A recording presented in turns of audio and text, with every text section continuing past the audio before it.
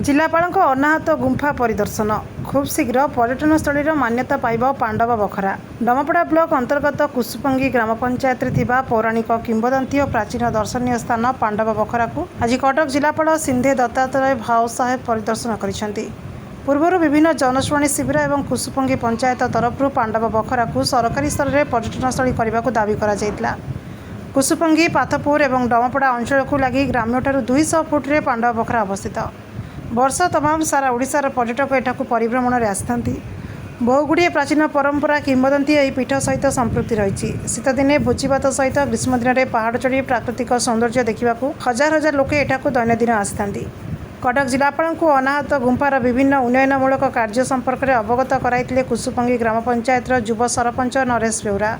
जिलापाल समीक्षा परिदर्शन कार्य में बांकी उपजिलापाल मनस्विनी दास, डमपड़ा ब्लॉक कार्यनिर्वाही अधिकारी अंशुमान दास, जिला परिषद सभ्य आशीष कुमार साहू, डमपड़ा ब्लॉक अध्यक्ष प्रणव कुमार पटेल प्रमुख जोग देइथिले। कुसुपंगी ग्राम पंचायत ग्रामवासी तरफ समस्त अतिथि को भव्य संबर्धना दि जाइथिला।